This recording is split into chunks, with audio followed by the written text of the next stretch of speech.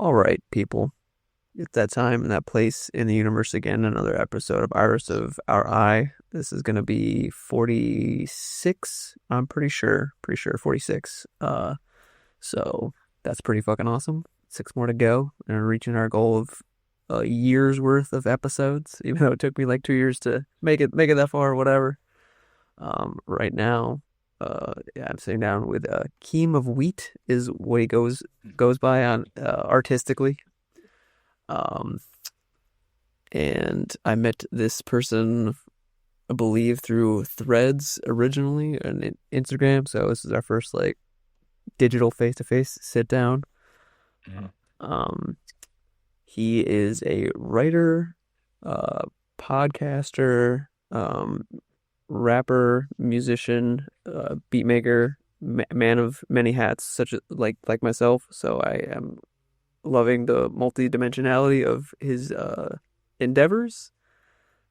Kiem, is there any other stuff that you make? Make not particularly right now. I am looking to extend into my main goal with craftsmanship is to ultimately land at glass blowing. So I like a lot of crafts that where I can use my hands. So woodworking and glass blowing are where I'm headed to. Okay, Um, but yeah, yeah. cool. That's awesome. Um, so I just general, nah, yeah. God bless you. Uh, Generally, since I don't I admit sometimes I do this with people that I know, but most of the time so far it's just been people that I'm meeting for the first time. I try to just like get a feel for like the beginning, the middle, and the end of just the hero's journey, the life story. So, an inciting incident or like what got you started with like being a creative or artistic person?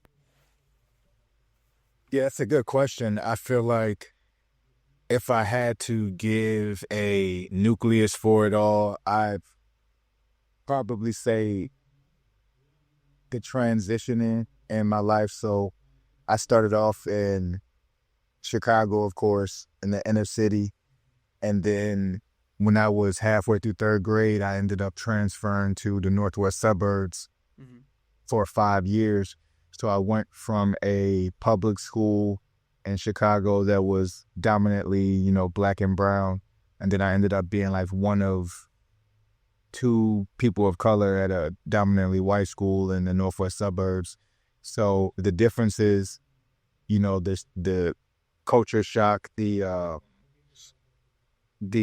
different experiences I endured from just like when I never forget when I first arrived at Fairview Elementary, like my very first day, I was accused of stealing a Pokemon card. I think it was a Charizard card.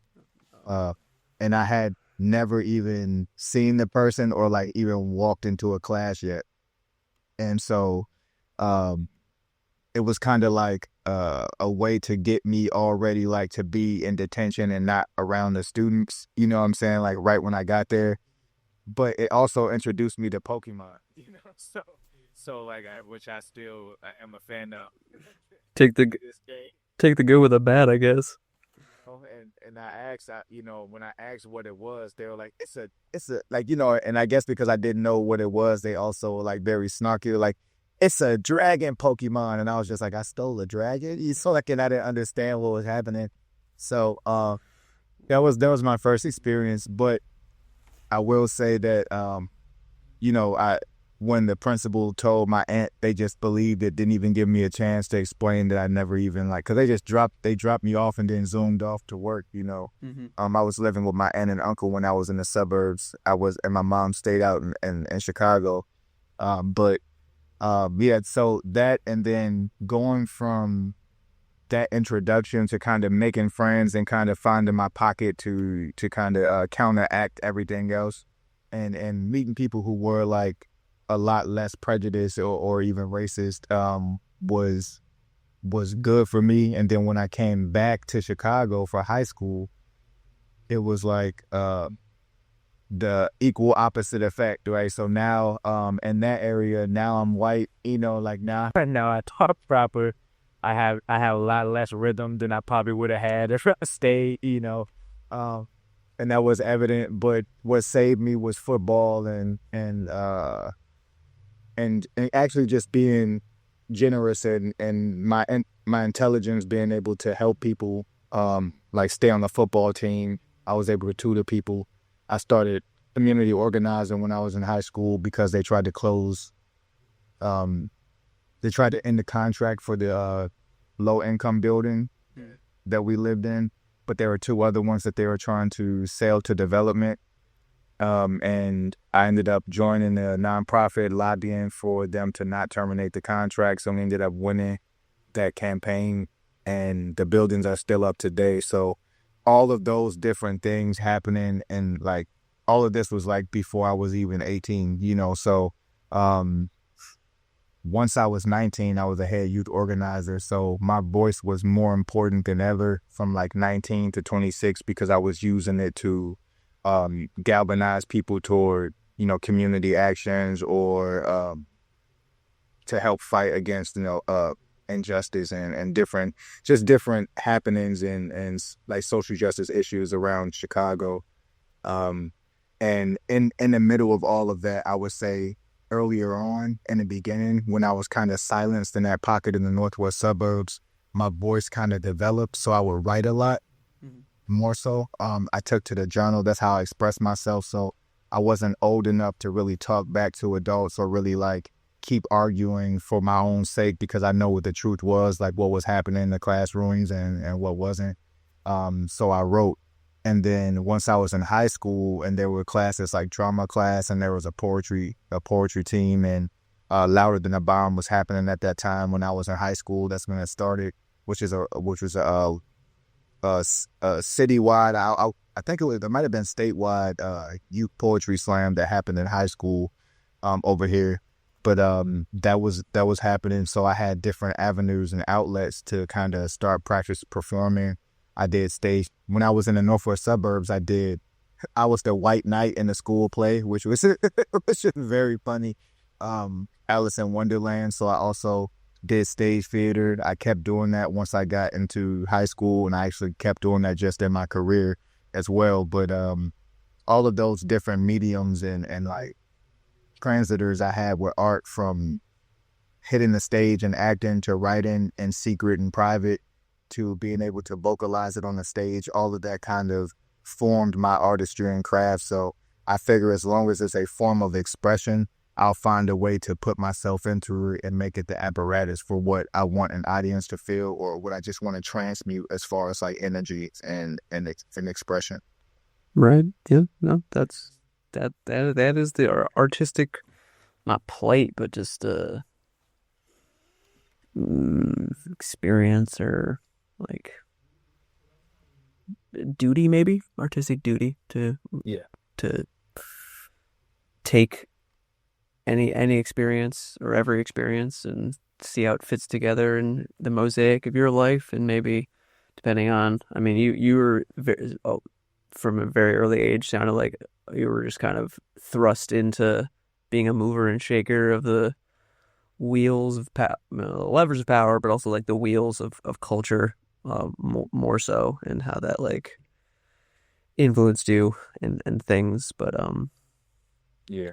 that's that's really cool, man. There's a lot in there. I guess one little random thing that stuck out to me is I was also in Alice in Wonderland growing up as a kid. Me and my brother were Tweedledee and Tweedledum. Oh Yeah, yeah, yeah, for sure. yeah. So, They had like the best role in our play. Like the audience, like they went crazy every time they came on the stage and did something. Like they were the funniest people.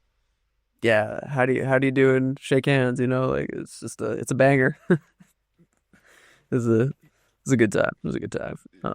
But What grade were you in? I think this was middle school for me, so it might have been like sixth or seventh grade. Like my brother's the year younger than me, so we're like pretty close. But I think around there. Yeah, so same. I was in eight, it was seventh or eighth grade. That's where I did Alice in Wonderland. God damn it, dude. Yeah, The fucking that's crazy. the parallels are uncanny out here. Jesus Christ. You know. Similar but different. I mean, it's fucking. It's a weird time to be a person, I guess. I had a. It was different. We're different people, obviously, but I was like it was like me and like four other white kids, and then like an Indian girl, and then maybe like a Pakistani or more Middle Eastern girl. And like the end of it, but like throughout that like kindergarten to eighth grade, that like 9 year span, it was like there was mostly black kids in my grade. But it was very my school is extremely small. Like I can't speak to like your high school, but I literally had like 19 kids somewhere around there pretty much the entire time, and it was just is definitely not jarring, but it's weird when like maybe like subconsciously like for me like the outside of my grade that there's like all these other white kids, but that like in my immediate however big the classroom is, I'm just like I'm the minority, and I was just like I don't know if a lot of people have had that experience, and it's like who look like me or whatever, and it's I thought it was cool and fine, and then there's just like I remember one day coming home from school when I was like you little kids, 7 maybe, and like Mhm. acting the way I would act with my friends at school, and my mom was like, "Stop acting black," and I was just like, "What does that even mean?" Like, I don't know what the fuck you're talking about, lady. And like, my mom's not a fucking like racist or anything crazy like that. She's like a very like liberal, very colorful haired woman who works for the libraries back where I'm from. So like, I don't know, it's just so like bizarre and strange, and I just wanted to fucking share that story to try to Yeah, no, I feel you. get some context. I think it's interesting because it's an experience I feel like a lot of people don't think about having or having to have. Mm.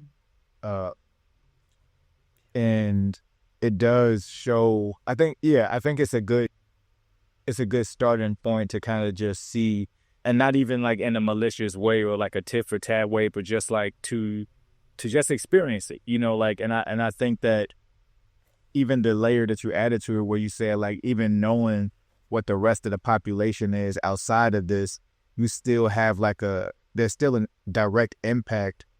It's that's your like class that you have for the whole day. You know what I mean? Like, and every period you go to, these are the same people you're going to see. You know, like you may as well consider that like the whole school, because you're not going to experience the whole school except in these like cut out periods, like maybe like recess or something, or like or gym, you know, lunch, but field trips. But other than that, you're going to be experiencing these people and how it kind of like weighs. It does weigh, like, you know, and then in that period, that's like the most influential times. Like that's when we're kind of most impressionable. So it's like you're picking up parts of yourself, or you're picking up parts of people that are going to become parts of yourself in some way or other, in some form of influence or another. And I, yeah, and so I get it. I get you know, the same way when I came back, like, you know, they told me like, why you talk so white, and I had to ask like, what do you mean? Yeah. The how you kind of just see how the the characteristics that you pick up are actually universal. You know, it's just like it's like an app. Like if somebody applies it to themselves, then they have it. You know what I mean? But it's like it's definitely not a racial divide between like like behavior. You know what I mean? Like it's like if that's the case, then like who's racially responsible for like drinking water? You know, or Yeah, right. you know what I'm saying? Like, so it's like you have to really kind of just understand that culture also isn't always racial either. Like culture is pretty much just like what a group of people had to do to get what they needed from nature, like in a region. You know what I mean? Like, and that usually becomes the culture of the people. Like a swampland people versus a desert people versus a valley people, they're gonna have different cultures pertaining to the geography. You know, like of where they would like where the habitats are. You know what I mean? So it's the same thing with us in a social setting. Like, you know, we're going to pick up on like in like the social environment, we're going to pick up on the same thing. Like these are our resources. Like these are going to become like our natural behavior and mannerisms because this is who we're around all the time. Like if I spend 2 years in Houston and come back to Chicago, people are probably going to say like I have somewhat of an accent. You know what I mean? So it's just what happens. But it's definitely an interesting juxtaposition though. I always wonder what it felt like to like, I always wonder what it would feel like for somebody to be like that minority in like a black setting though. Because we had one we had no we had two young white women who were in our mix when I was coming up at before I transferred to the northwest suburbs, and they were just like, it was like you wouldn't even it's just like they were just there, like you wouldn't even be able to tell a difference between them if you closed your eyes and heard them talking. You know what I mean? Like so it's an interesting concept for sure. I appreciate you sharing that too. Yeah. No, it felt relevant, and I cherish it very deeply, and like it's part of like who I am as a person, as like you were saying, and that like it's sometimes it's just like such a breath of fresh air when I get around people that have or like were fucking marinated in that culture as or just are different than the people I got to be around on a regular basis in like the grand scheme of scope of America and the differences, and I can appreciate it a lot, and I just like it was a weird experience getting older and going through high school and like college and like hearing about like people just, especially if they had never even like been around people that they like could enjoy or like that they liked who were different than them, the whole idea of a closed-minded, like I hate this whole group of people just because they look different than me or because people who look like me told me that I'm supposed to not like these people. And that is just kind of always struck me as a little weird. I mean, I've had the experiences of like black people robbing me, white people robbing me, so it's like I know it's not a thing of like the color of their skin is the only thing that determines how they act and who they are, but it does also like play a role in like how they develop as people, and like how you were saying that you're around people who speak a certain way, you're gonna speak a certain way, you're gonna act a certain way, and then the people who have their own moral or like ethical or philosophical outlooks on life are kind of gonna like tell you what they think, and you're gonna have to be like, well, fuck you, or yeah, okay, I guess that makes sense. Whew. And Yeah, all no, that's.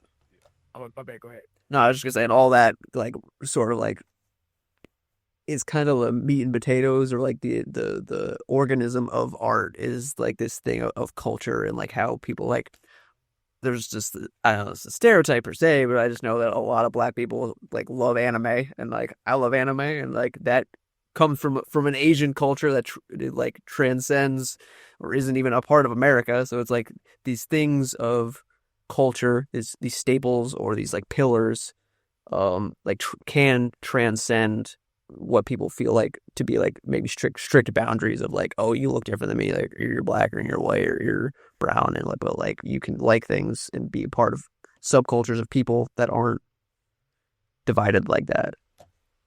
Yeah, I feel you, man. Like it's everything you just said. It's like it's one of the topics I really like to talk about because one, because I have the capacity to take like I mean I've had like actually like calm and easygoing conversations with racists about race, you know, and I think and they'll start off really aggressive, you know, attacking, and then when they see I'm not really reactive, they'll kind of just settle down, and then and I don't take a lot of things personally because I don't believe whatever you believe about me, so it doesn't matter, you know, like at the end of the day. So to me at least, and so once they see I'm not like escalating anything, they'll usually settle into a conversation, and now we're just talking.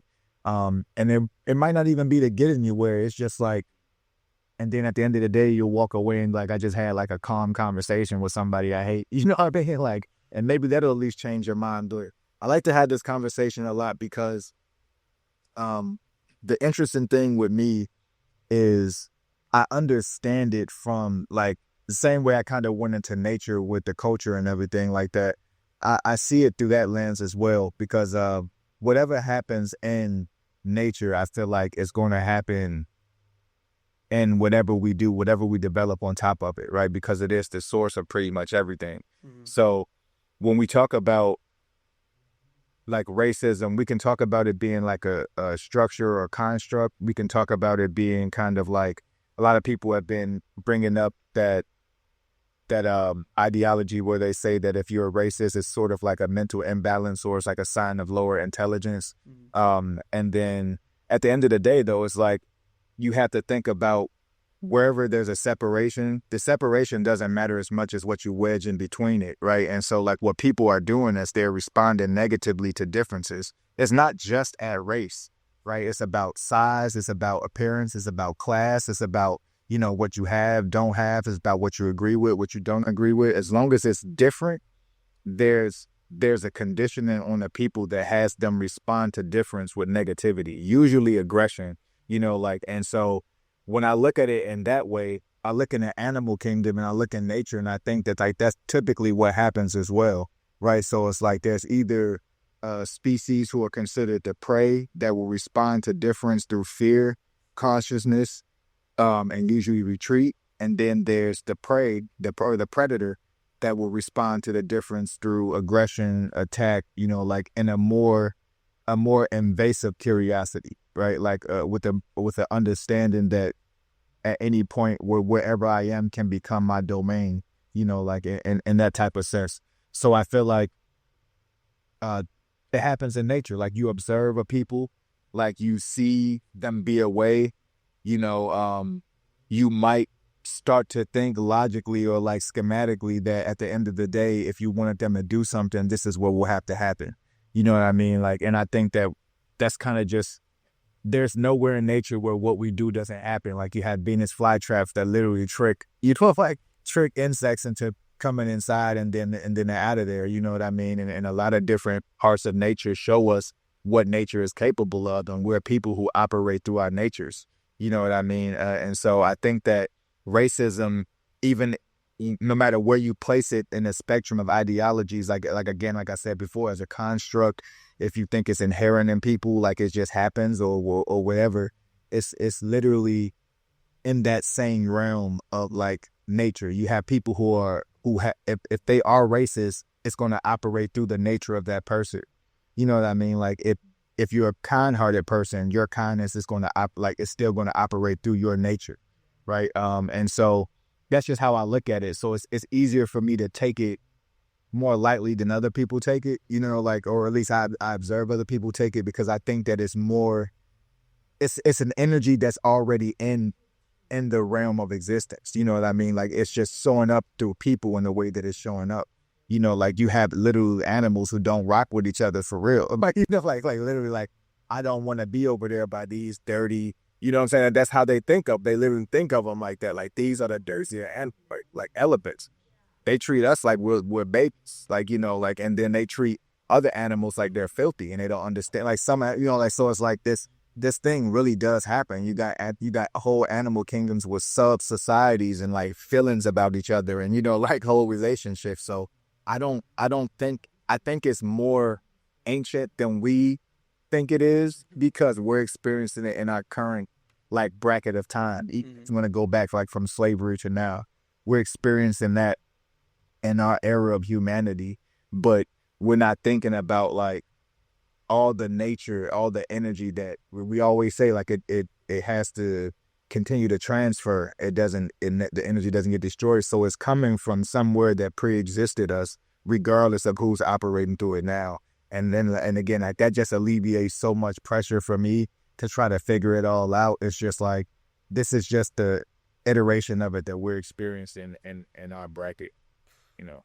Dude, that was phenomenal, man. I just like having conversations like this that are just so like expansive and it cover like the entirety of like the human project, the scope and grandeur of it all is just so beautiful to me. So I want to say thank you for like just Yeah. No. it's like there was just so much in what you had just said, and it's like from like the simplest, because the abstraction for people, I think, is the difficulty or where that idea of IQ plays into it.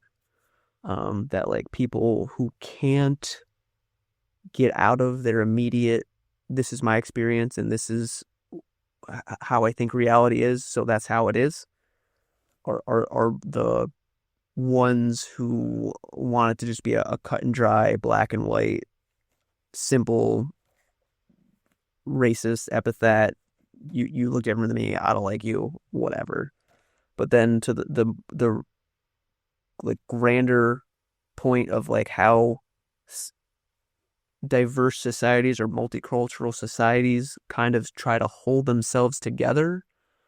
I've been watching a lot of stuff about like the UK and how they're having some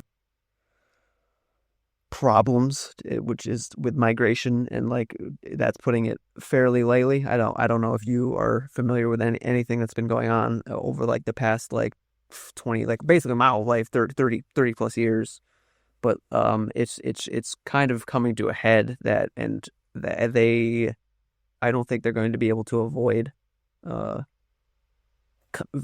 armed or physical altercations between the two opposing groups. And I have only just recently been learning that it's like kind of been the nature of the past like 2000 years of history that's kind of still like pulling the strings and playing at the cultural war or actual war of like the Western ideas as they currently stand, and then like the Eastern. I don't know if Eastern is even like where like Islam versus Christianity, and how now that we're this like more secular society, which is just this weird disconnect from religion or spirituality, but still like trying to like have the same morals because that's where they come from. But we're just like, no, but actually we worship religion and the government now instead of an actual like God. And that that group of people that come from that part of the world just have such a different take based on their nature and the growing up living in a desert and having to like be warlike and conquering to survive, like that does something. And the more you learn, the at least from more that I've been learning about it, how it's just like still actually like we think the Crusades were like the end of it, but it's like it's just basically more of that time period is just now playing out because of basically, to my understanding, that it's like there's just been a lowering of the guard, and especially since like World War II, we've just basically forgotten, or the people who are supposed to like be teaching us things in school about the way that the world is from where we are and how we're supposed to be growing up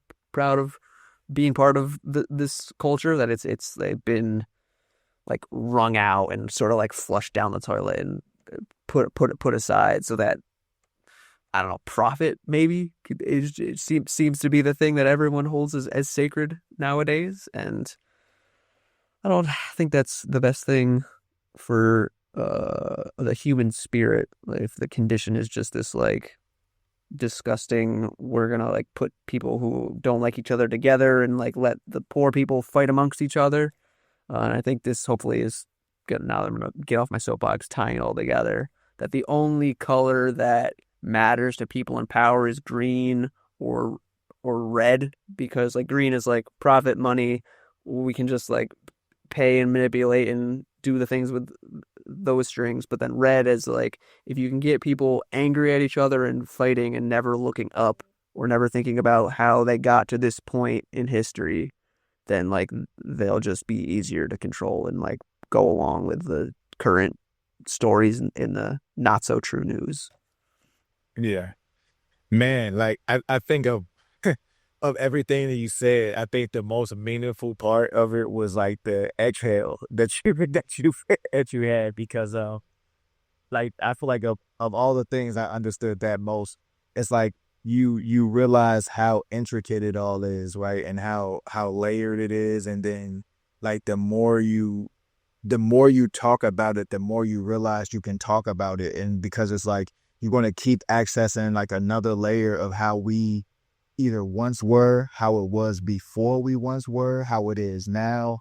And like when it comes to like when it comes to land, politics and religion, it gets really it gets really shaky and shady.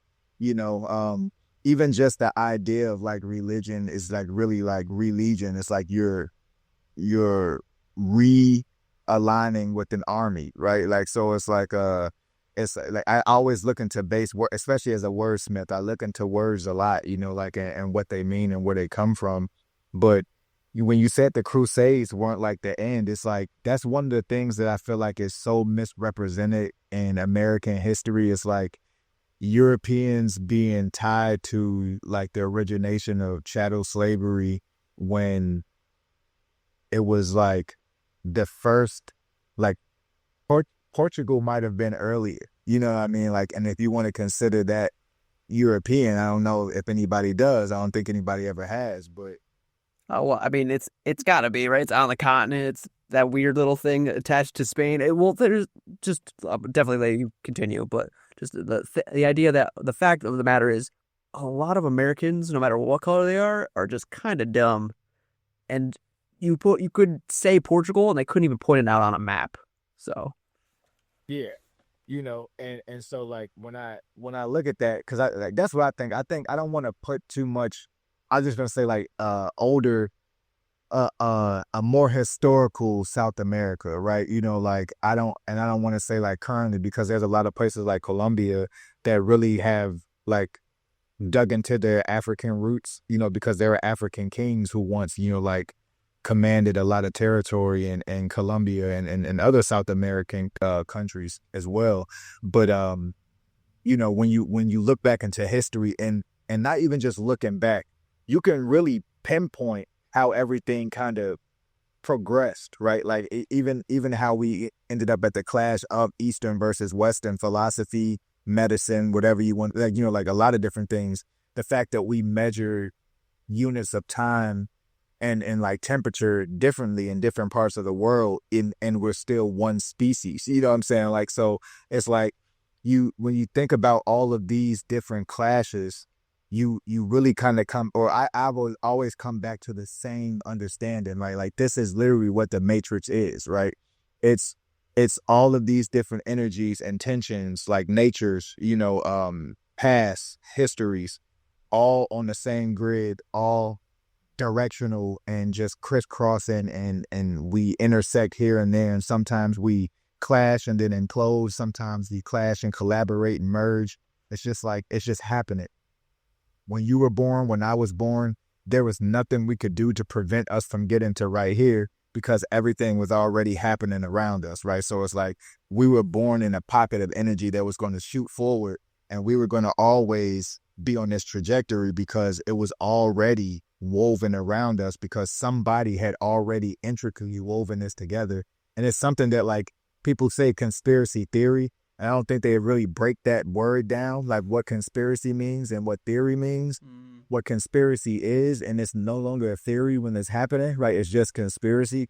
It's like if you don't accept what's happening around you, which I think that's what the sigh was about, that you like to exhale. It's like we don't get to have these conversations a lot because a lot of people aren't in the depth of it, right? So it's like a lot of people are at the surface of it because that's where they want a lot of people to be. They want us to be caught up in a routine of having to pay, having to move forward. Like all of our confidence, all of our value is externalized, the degrees, money, you know, like whether we have property.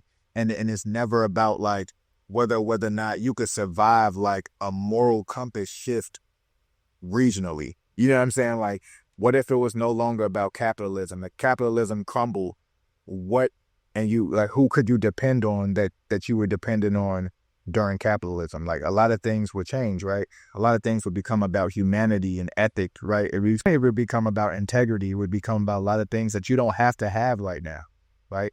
And I'm talking about on to survive. Like you would have to have discernment. You would have to be like, okay, I should go with these people. And I'm not saying like I'm one of those like future apocalypse is looming type people. I think people are more trustworthy than we give them credit for, in the same way that they can be more treacherous than we give them credit for. But right now, I would say like everything kind of is based on whether or not more people are become aware of like what we're even talking about. You know what I mean? I think that's just what it is. When more people kind of see that people aren't theorizing about us like American politics and like taxes being a scam, like it literally is.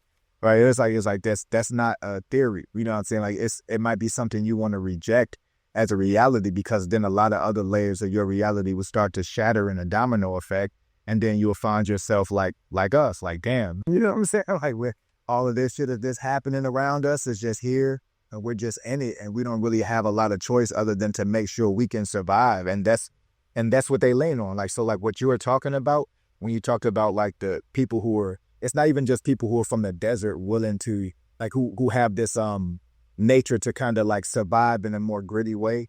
It's literally them playing our animalistic nature against us, like our biology. Like we forget we are also animals because we're intellectualized as a more intellectual animal, but we're least capable of actually survive. Americans, at least, we're least capable of surviving like the natural habitat of like if there was no city, a lot of people would die. Like half of America would more than likely die if we had to survive on the land. Mm-hmm. Like I'm talking about no, like you're saying, like no knowledge, nothing. You know what I'm saying? Like not where to get clean water. Most people would eat poisonous things. You know what I'm saying? Like it would be literally like half the population, is just my estimate, would be out of there just from not knowing. You know what I mean? And so, that's just where we are as people. Like we've been redirected. Like everything that you just said is literally like, if we want to just step back and step back and step back, we're always talking about somewhere along the timeline, humanity was redirected in this way, and now we're here, right? So like everything else came as a consequence. It was like we were living on the land. I can't say whether or not people were as peaceful as we say they were back then. I can't say they were as like savage as people say they were back then, but all I know is that like it was working, right? And then something happened, and then all of a sudden people were like, now we need to build castles because we did something to somebody, and we need to be able to see from all directions which way they might be coming back, like coming from, to get their get back, right? So like now that's when things changed. Like we started conquering people, and then things changed. Now we have to maintain this in some way. So now if that's unnatural, everything we do to maintain it will become unnatural. You know what I mean? So now we have had like a lot of different lateral, unnatural shifts into how we live. And now we're building artificial, you know what I'm saying? Like everything's like becoming more and more artificial because none of what we're building on top of was ever sustainable in the natural world, even conquering people. You know what I mean? Like that was never going to be sustainable either, especially since there were way less people back then.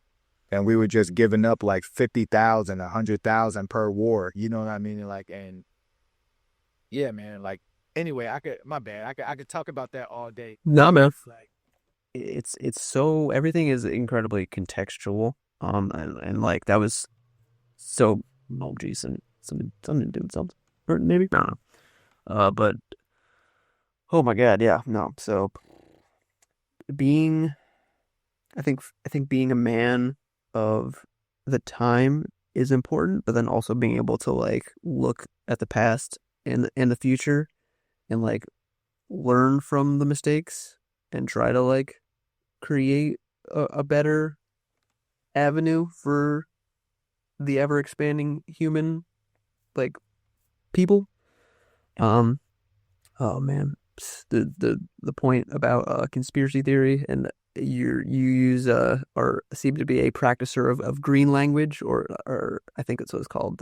You break the words down to like bits and pieces of how they sound like other words. Tell lie vision, tell a lie about what you're seeing, or the actual reality of what's going on.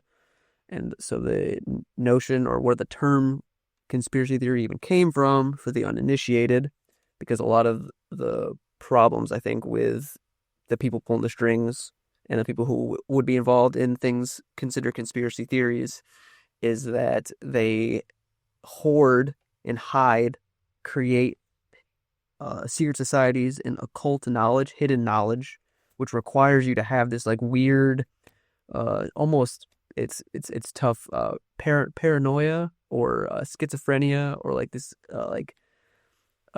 way of looking at the world that to people who accept the consensus as it currently stands without the context of knowing hidden information or history as it actually is, or more true history, because the people in power do their best to hide it and like manipulate it and lie about it. That you look and sound crazy to the people who have the knowledge base and are based in actual facts. So the CIA after JFK was assassinated, 1960 something maybe, literally came out with a document. I don't remember the document name, but if you look up this CIA conspiracy theory memo or like Google it, it's literally in the thing. They're like, anyone who questions our narrative of the events and how it was one guy and the one bullet went through his head and did all these crazy things that like physically is impossible. We're just going to ruin their credibility and demonize them and attack them the way that they've been doing since then. So it was 80 years ago, maybe.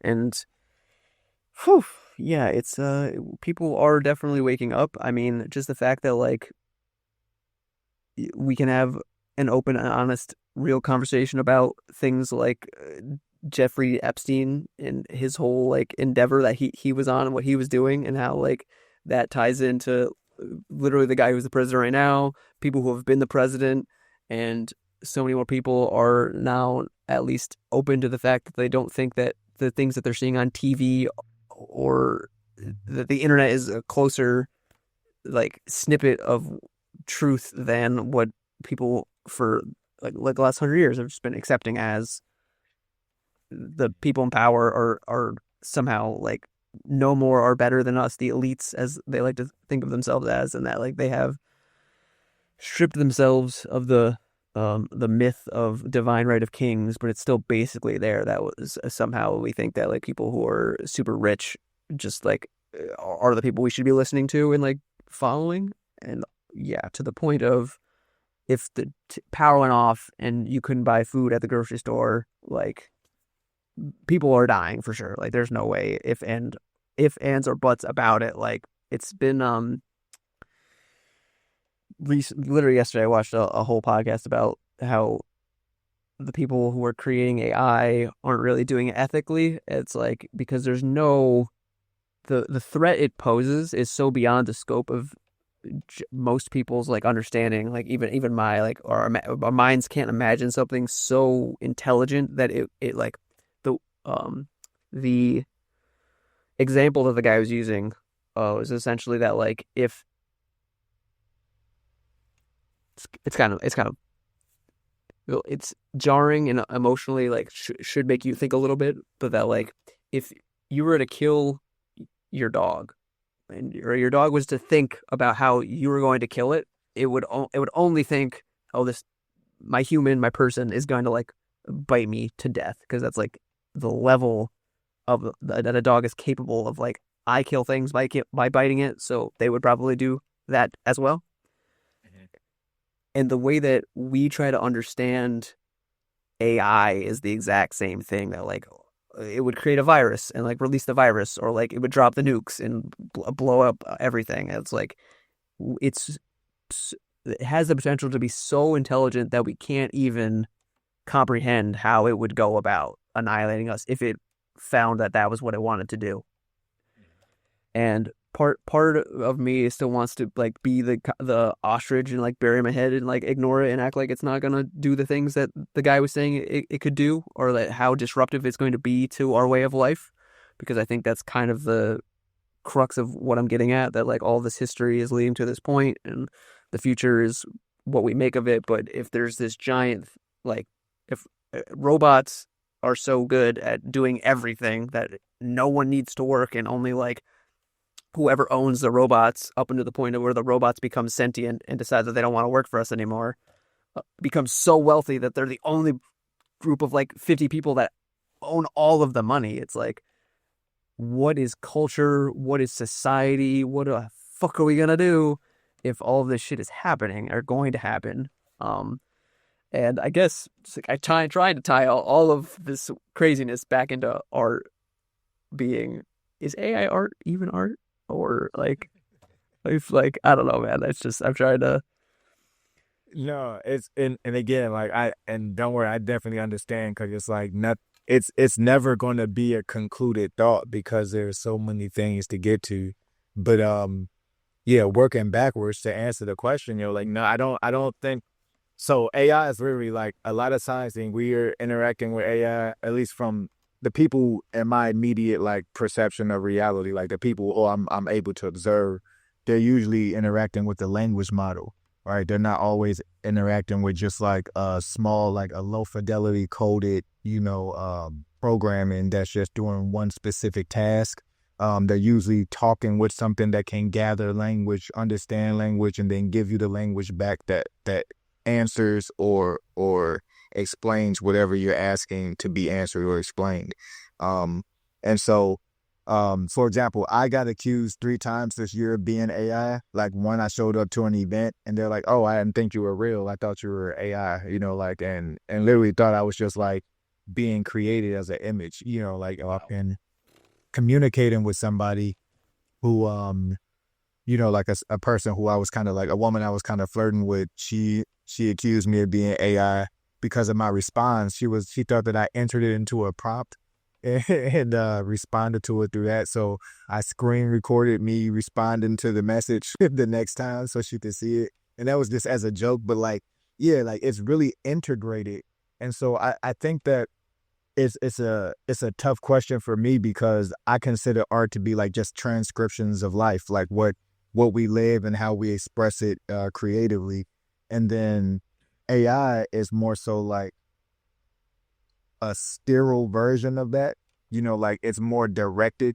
Whereas art, it can be like, I feel like once art is created, it serves itself, but it's also something that can come up spontaneously and it can be curated and directed. But for the most part, like when you're an artist, you're given what you have, so you're given what comes, right? And AI can be used for entertainment. It can be used for art, but it isn't art. Like it's more of an apparatus that you can give information to, and it can create art for you.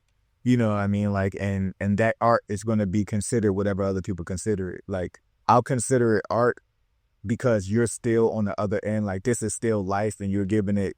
You're not creating the art, but you're still having something create art for you. So I would just call it AI created art.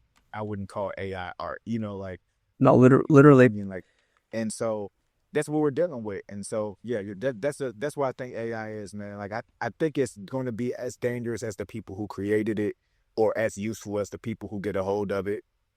No, exactly. It's a tool, and people, convenience is killing us. That's something I have heavily believe in, or think is, if you just look around the world, that like the the fact that you have the ability at the press of a button to order something that could be at your door the next day or within the same day, like as if that's like something that needs to happen. That like the rapidness of the Moore's law, or not existential, but exponential growth of like this way of life, as if it's just a good thing without any thought, is a little like, is totally like concerning. And the point of the fact that the people who own these language models, they can't even really explain how they work. They themselves, they just kind of like, there's a certain amount of that, once the information goes in, it goes through basically the way that our brains work. We don't even know how the fuck those things take in information, do their whole biological computation, and then like export, or like have our perspective on the experience that it remembers, and like don't know how memory works in a brain.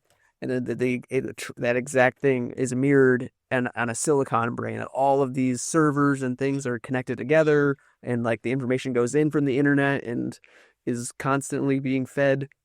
All of the entirety of all of human knowledge that we have on the internet is there for it to be trained on, and what comes out is just this like we don't know how it works, but it's what's going on.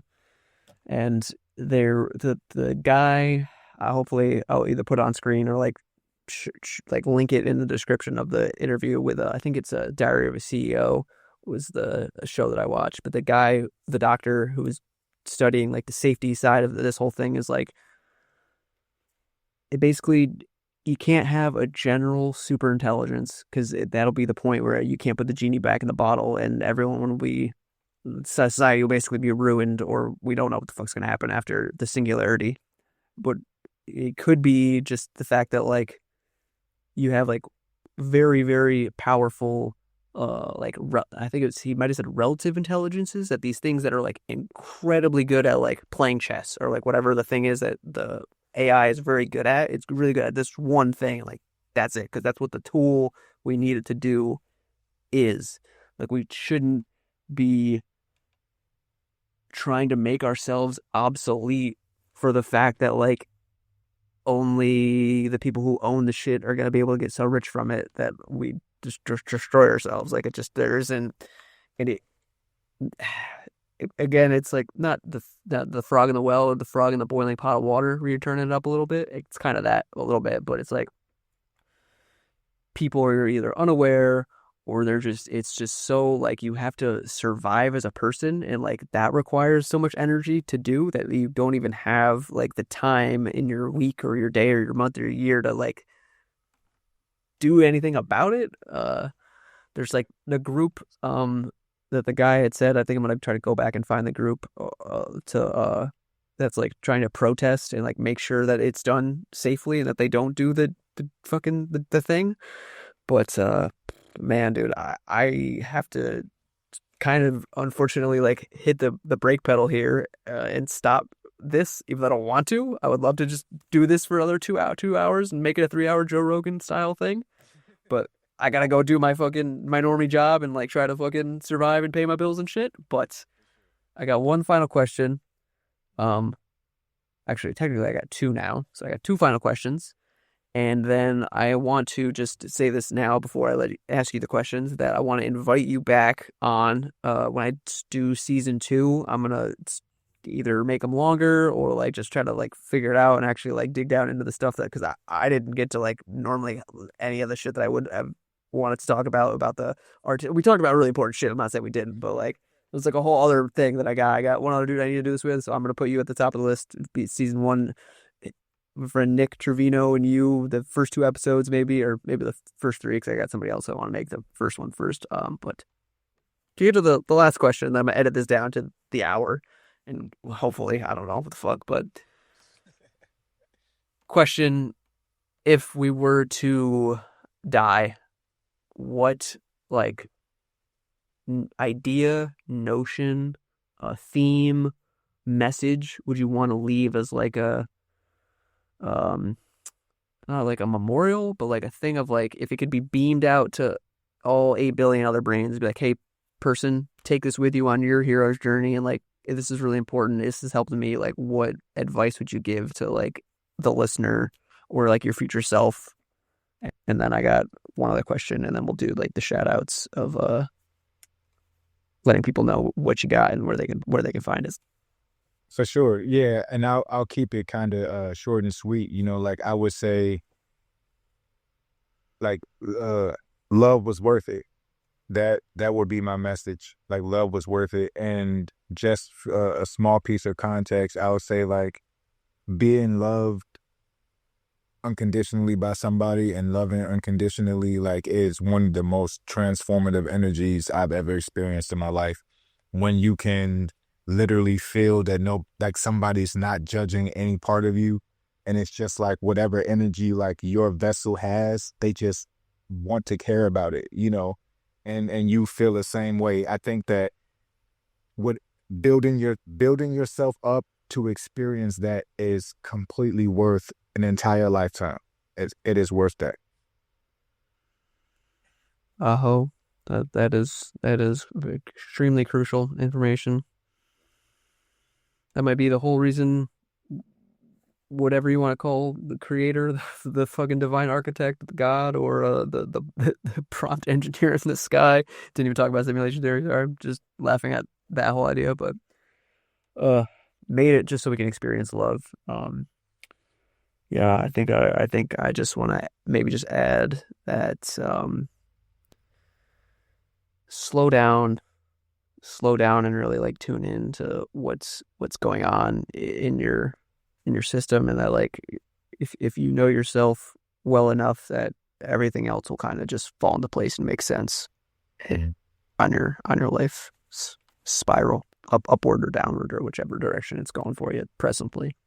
So final question is a new one that I again also picked up from Diary of a CEO, that Diary of a CEO episode yesterday. But is there a question that you have that you want the next guest to answer? Mm. Yeah, yeah. I have a. It's one of my favorite questions to ask people.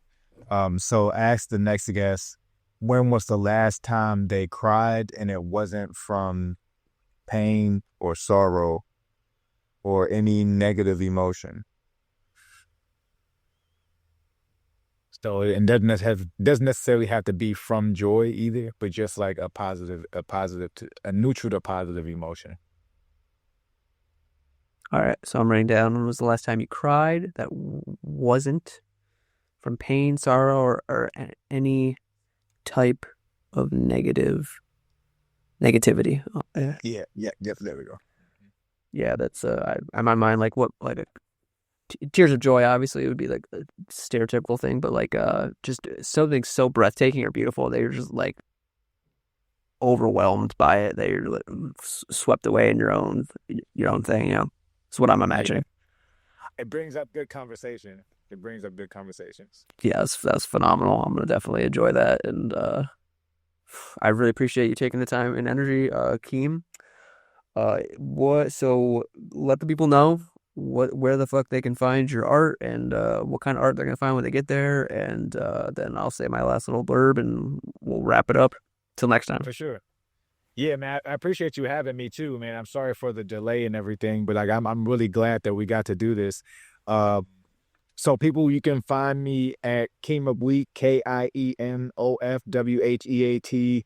I'm a spoken word, creative writing, performing artist. Anything that has to do with writing, I'm down to do, and I do it, and I do it well. If you go to my page, you'll find a lot of my spoken word content. You'll find that I'm curating shows with Rise Dispensary Associate. If you are in the Chicago area or will be in the upcoming year, please stay in the loop with me because we have some big shows coming up next year, and we have a few more shows coming up this year. So I'd love to hear from anybody who rocks with what they heard tonight. And yeah, just reach out. God bless, Godspeed. His stuff has been on the screen as he's been saying it, people. So check that shit out. He's really fucking dope. I'm definitely looking forward to getting another chance to speak about whatever the heck we talk about. We didn't even talk about like the like working with youths and how that like is going to impact however many generations into the future. There's just a bunch of really dope shit that's going on with this guy. As far as me, I got an intuition course. That shit's free. The link is in the description. Check it out. Besides that, I mean, I'm trying to do some life coaching. Got to try to figure myself out to help other people, help them help themselves. Other than that, smile more, complain less, never, ever, ever give up till you discern for your darkest best. Namaste. Have a great day. Slosh into its nighttime soon. Like, share, comment, subscribe to keep the algorithm satisfied. If I don't see you while I'm alive, I'll catch you on the flip side after I die. That is it. Aloha, mahalo, God bless you, Godspeed, and fucking I will see you hopefully in the next one. Bye. Peace, peace, peace.